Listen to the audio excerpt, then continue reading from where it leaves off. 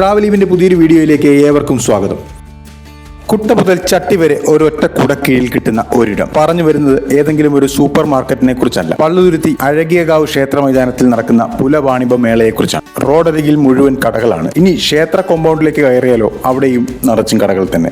കുട്ട, ചട്ടി, മുറം, മൺപാത്രങ്ങൾ, കളിപ്പാട്ടങ്ങൾ, ഇരുമ്പ് സാധനങ്ങൾ, കമ്മൽ, മാല, വള, ഗ്ലാസ്, ഭരണി, കരിമ്പ്, പൊരികൾ, ചെടികൾ, ഉണക്കമീനുകൾ, കുടംപുളി, അങ്ങനെ നീണ്ടുപോകുന്ന ഒരു ലിസ്റ്റ്. എന്തും ഇവിടെ കിട്ടും. ഒരു മാസം മാത്രം നീണ്ടു നിൽക്കുന്ന ഈ പരിപാടി നടക്കുന്നത് എറണാകുളം പള്ളുതുരുത്തി അഴകിയകാവ് ഭഗവതി ക്ഷേത്രത്തിന്റെ ഗ്രൗണ്ടിലാണ്. പുലവാണിഭ മേള എന്നാണ് ഇതറിയപ്പെടുന്നത്.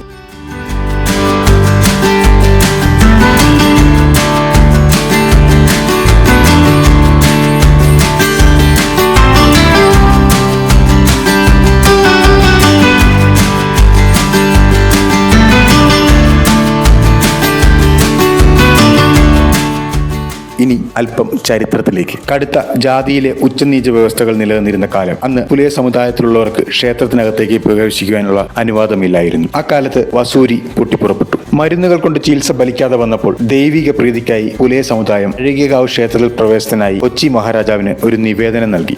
അങ്ങനെ ധനുമാസത്തിലെ അവസാന വ്യാഴാഴ്ച ക്ഷേത്രത്തിന്റെ വടക്കേ നടയിൽ കൂടി അവർക്ക് മഹാരാജാവ് ദർശനം അനുവദിച്ചു. തുടർന്ന് തങ്ങളുടെ കുടിൽ വ്യവസായ സംരംഭങ്ങൾ മൂലമുണ്ടാക്കിയ ഉൽപ്പന്നങ്ങൾ ക്ഷേത്രത്തിൽ കാണിക്ക അർപ്പിക്കാനുള്ള കാശിനായി അവർ ഇവിടെ വിൽക്കുവാൻ തുടങ്ങി. ക്രമേണ അതൊരു വലിയ ആഴ്ചച്ചന്തയായി മാറി. ഈ നാട്ടുകാർ മാത്രമല്ല, ദൂരദേശത്തുള്ള ആൾക്കാരും ഈ കച്ചവട മേളയിൽ പങ്കെടുക്കുവാൻ തുടങ്ങി. ഇന്ന് കൂടുതൽ അന്യ സംസ്ഥാനത്തു നിന്നുള്ള കച്ചവടക്കാരാണ് ഇവിടെ ഈ കച്ചവടം നടത്തുന്നത്.